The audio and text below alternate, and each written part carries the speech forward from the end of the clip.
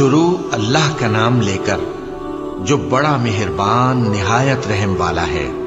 طاسین، یہ قرآن یعنی کتاب روشن کی آیتیں ہیں، مومنوں کے لیے ہدایت اور بشارت ہے، وہ جو نماز پڑھتے اور زکوٰۃ دیتے ہیں اور وہ آخرت کا بھی یقین رکھتے ہیں۔ جو لوگ آخرت پر ایمان نہیں رکھتے، ہم نے ان کے اعمال ان کے لیے آراستہ کر دیے ہیں تو وہ بھٹکتے پھر رہے ہیں۔ یہی لوگ ہیں جن کے لیے برا عذاب ہے اور وہ آخرت میں بھی بہت نقصان اٹھانے والے ہیں۔ اور تم کو یہ قرآن اس حکیم و علیم کی طرف سے عطا کیا جاتا ہے۔ جب موسیٰ نے اپنے گھر والوں سے کہا کہ میں نے آگ دیکھی ہے، میں وہاں سے رستے کا پتہ لاتا ہوں یا کوئی شعلہ یعنی ایک انگارہ تمہارے پاس لاتا ہوں تاکہ تم آگ تاپو۔ جب موسیٰ اس کے پاس آئے تو ندا آئی کہ وہ جو آگ میں تجلی دکھاتا ہے بابرکت ہے، اور وہ جو آگ کے ارد گرد ہے، اور اللہ جو تمام عالم کا پروردگار ہے پاک ہے۔ اے موسیٰ، میں اللہ ہوں، عزت والا، حکمت والا، اور اپنی لاٹھی ڈال دو۔ سو جب اسے دیکھا تو اس طرح حرکت کر رہی تھی گویا سانپ ہے، تو پیٹ پھیر کر بھاگے اور پیچھے مڑ کر نہ دیکھا۔ فرمایا، اے موسیٰ ڈرو مت، میرے پاس پیغمبر ڈرا نہیں کرتے۔ ہاں، جس نے ظلم کیا پھر برائی کے بعد اسے نیکی سے بدل دیا تو میں بخشنے والا مہربان ہوں۔ اور اپنا ہاتھ اپنے گریبان میں ڈالو، بے عیب سفید و روشن نکلے گا۔ ان 2 معجزوں کے ساتھ جو 9 معجزوں میں داخل ہیں فرعون اور اس کی قوم کے پاس جاؤ کہ وہ بدکردار لوگ ہیں۔ پھر جب ان کے پاس ہماری روشن نشانیاں پہنچی تو کہنے لگے یہ کھلا جادو ہے، اور بے انصافی اور غرور سے ان کو ماننے سے انکار کیا، جبکہ ان کے دل ان کو مان چکے تھے۔ سو دیکھ لو کہ فساد کرنے والوں کا انجام کیسا ہوا۔ اور ہم نے داؤد اور سلیمان کو علم بخشا، اور انہوں نے کہا کہ اللہ کا شکر ہے جس نے ہمیں اپنے بہت سے مومن بندوں پر فضیلت دی۔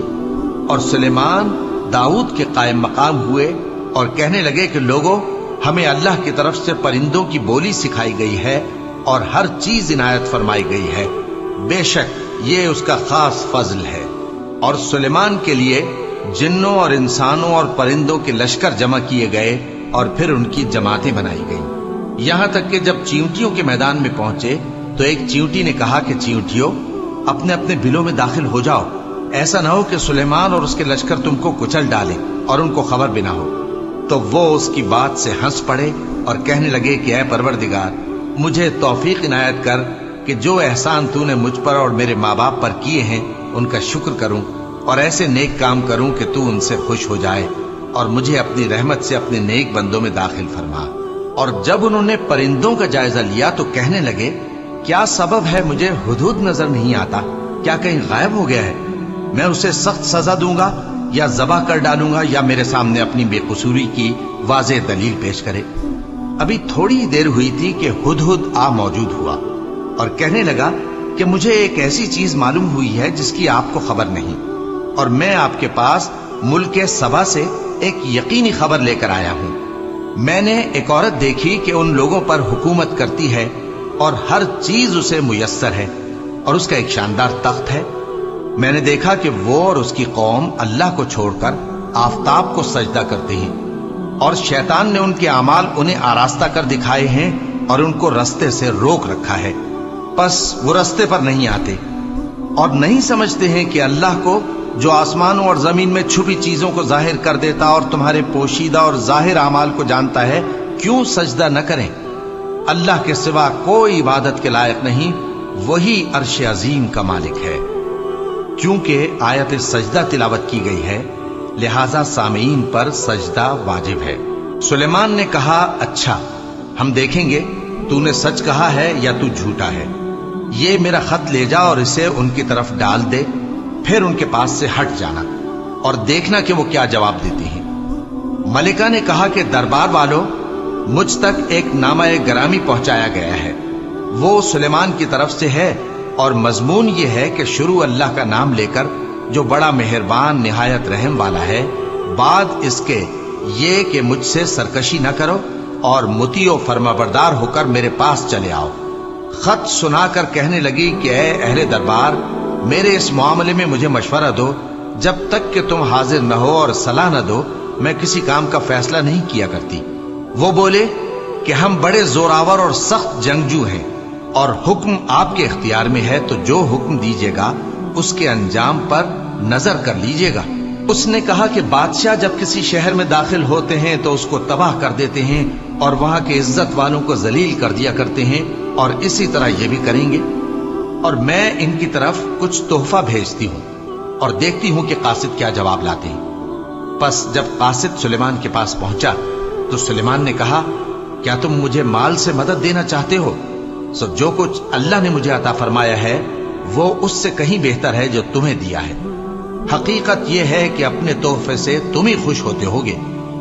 ان کے پاس واپس جاؤ، اب ہم ان پر ایسے لشکر لے کر حملہ کریں گے جن کے مقابلے کی ان میں طاقت نہ ہوگی، اور ان کو وہاں سے بے عزت کر کے نکال دیں گے اور وہ ذلیل ہوں گے۔ سلیمان نے کہا کہ اے دربار والو، کوئی تم میں ایسا ہے کہ قبل اس کے کہ وہ لوگ فرما بردار ہو کر ہمارے پاس آئیں، ملکہ کا تخت میرے پاس لے آئے؟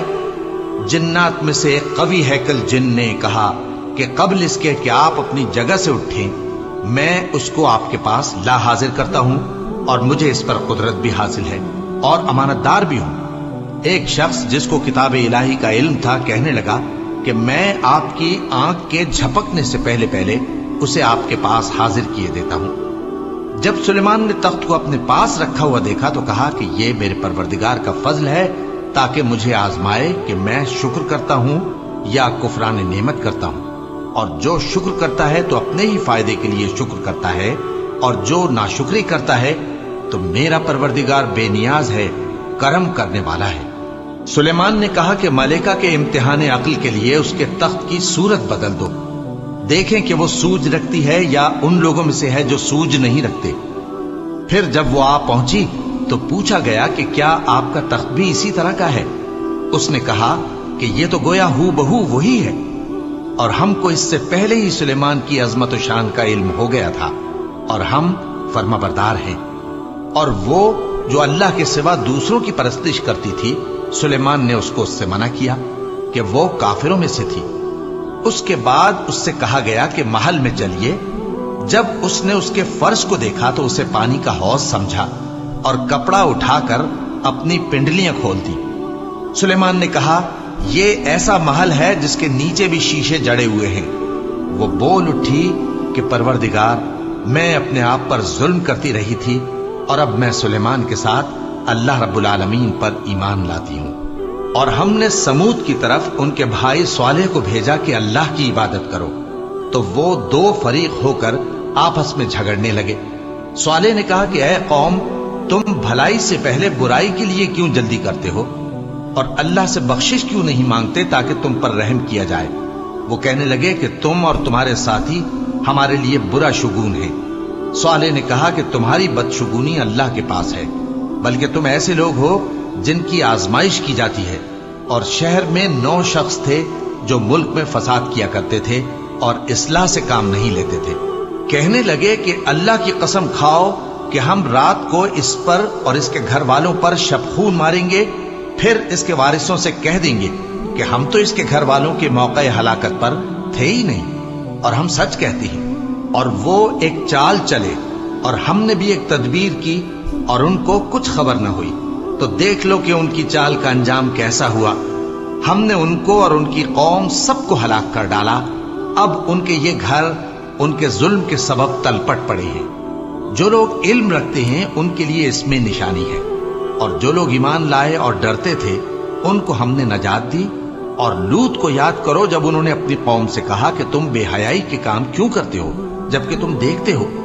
کیا تم عورتوں کو چھوڑ کر لذت حاصل کرنے کے لیے مردوں کی طرف مائل ہوتے ہو؟ حقیقت یہ ہے کہ تم احمق لوگ ہو۔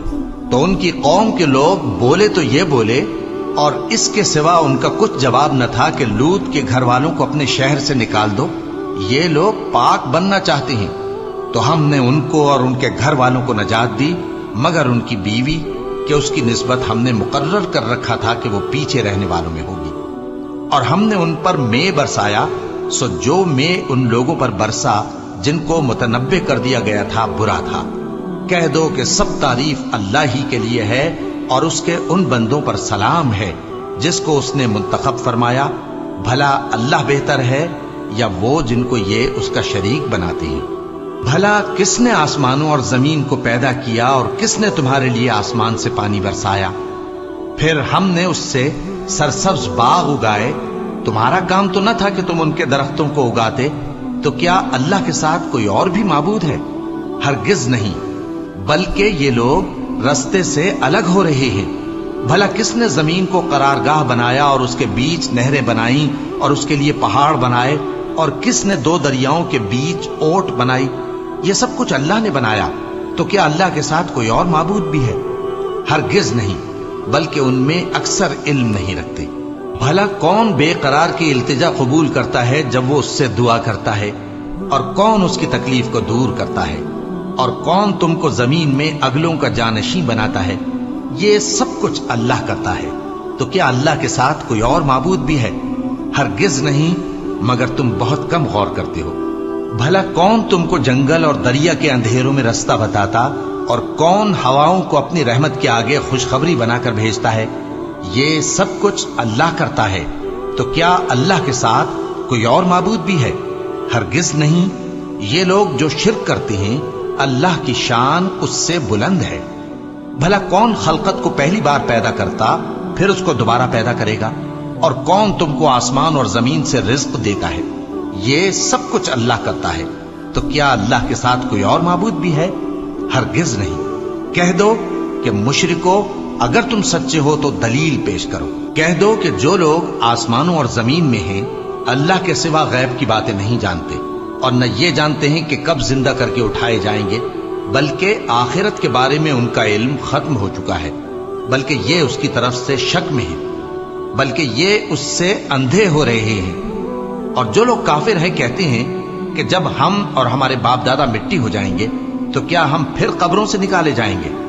یہ وعدہ ہم سے اور ہمارے باپ دادا سے پہلے سے ہوتا چلا آیا ہے، کہاں کا اٹھنا اور کیسی قیامت؟ یہ تو صرف پہلے لوگوں کی کہانیاں ہیں۔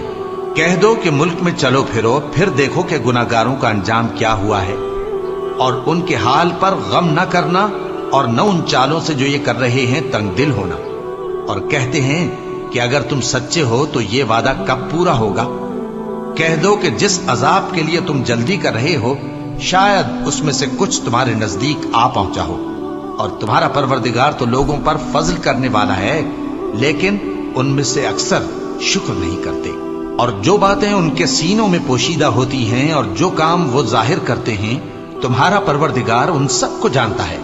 اور آسمانوں اور زمین میں کوئی پوشیدہ چیز نہیں ہے مگر یہ کہ وہ ایک کتاب روشن میں لکھی ہوئی ہے۔ بے شک یہ قرآن بنی اسرائیل کے سامنے اکثر باتیں جن میں وہ اختلاف کرتے ہیں بیان کر دیتا ہے، اور بے شک یہ مومنوں کے لیے ہدایت اور رحمت ہے۔ تمہارا پروردگار قیامت کے روز ان میں اپنے حکم سے فیصلہ کر دے گا، اور وہ غالب ہے، علم والا ہے۔ تو اللہ پر بھروسہ رکھو، تم تو صاف حق پر ہو۔ کچھ شک نہیں کہ تم مردوں کو بات نہیں سنا سکتے، اور نہ بہروں کو جبکہ وہ پیٹ پھیر لیں آواز سنا سکتے ہو، اور نہ اندھوں کو گمراہی سے نکال کر رستہ دکھا سکتے ہو۔ تم تو انہی کو سنا سکتے ہو جو ہماری آیتوں پر ایمان لاتے ہیں، پھر وہ فرما بردار ہو جاتے ہیں۔ اور جب ان کے بارے میں عذاب کا وعدہ پورا ہوگا تو ہم ان کے لیے زمین میں سے ایک جانور نکالیں گے جو ان سے باتیں کرے گا۔ یہ ہم اس لیے کریں گے کہ لوگ ہماری آیتوں پر ایمان نہیں لاتے تھے۔ اور جس روز ہم ہر امت میں سے ایک بڑے گروہ کو جمع کریں گے جو ہماری آیتوں کی تکذیب کرتے تھے، پھر ان کی جماعت بندی کی جائے گی، یہاں تک کہ جب سب آ جائیں گے تو اللہ فرمائے گا کہ کیا تم نے میری آیتوں کو جھٹلا دیا تھا، حالانکہ تم نے اپنے علم سے ان کا احاطہ تو کیا ہی نہ تھا؟ بھلا تم کیا کرتے رہتے تھے؟ اور ان کے ظلم کے سبب ان کے حق میں وعدہ عذاب پورا ہو کر رہے گا تو وہ بول بھی نہ سکیں گے۔ کیا انہوں نے نہیں دیکھا کہ ہم نے رات کو اس لیے بنایا ہے کہ اس میں آرام کریں، اور دن کو روشن بنایا ہے کہ اس میں کام کریں؟ بے شک اس میں مومن لوگوں کے لیے نشانیاں ہیں۔ اور جس روز سور پھونکا جائے گا تو جو لوگ آسمانوں میں اور جو زمین میں ہیں سب گھبرا اٹھیں گے، مگر وہ جسے اللہ چاہے، اور سب اس کے پاس عاجز ہو کر چلے آئیں گے۔ اور تم پہاڑوں کو دیکھتے ہو تو خیال کرتے ہو کہ مضبوط جمے ہوئے ہیں، مگر وہ اس روز اس طرح اڑتے پھریں گے جیسے بادل۔ یہ اللہ کی کاریگری ہے جس نے ہر چیز کو مضبوط بنایا، بے شک وہ تمہارے سب افعال سے باخبر ہے۔ جو شخص نیکی لے کر آئے گا تو اس کے لیے اس سے بہتر بدلہ تیار ہے، اور ایسے لوگ اس روز گھبراہٹ سے بے خوف ہوں گے، اور جو برائی لے کر آئے گا تو ایسے لوگ اوندھے منہ دوزخ میں ڈال دیے جائیں گے۔ تم کو تو انہی اعمال کا بدلہ ملے گا جو تم کرتے رہے ہو۔ کہہ دو مجھ کو یہی ارشاد ہوا ہے کہ اس شہر مکہ کے مالک کی عبادت کروں جس نے اس کو محترم بنایا ہے، اور ہر چیز اسی کی ہے، اور مجھے یہ بھی حکم ہوا ہے کہ میں فرما بردار رہوں، اور یہ بھی کہ قرآن پڑھا کروں۔ اب جو شخص راہ راست اختیار کرتا ہے تو اپنے ہی فائدے کے لیے اختیار کرتا ہے، اور جو گمراہ رہتا ہے تو کہہ دو کہ میں تو صرف خبردار کرنے والا ہوں۔ اور کہو کہ اللہ کا شکر ہے وہ تم کو عنقریب اپنی نشانیاں دکھائے گا تو تم ان کو پہچان لو گے، اور جو کام تم کرتے ہو تمہارا پروردگار ان سے بے خبر نہیں ہے۔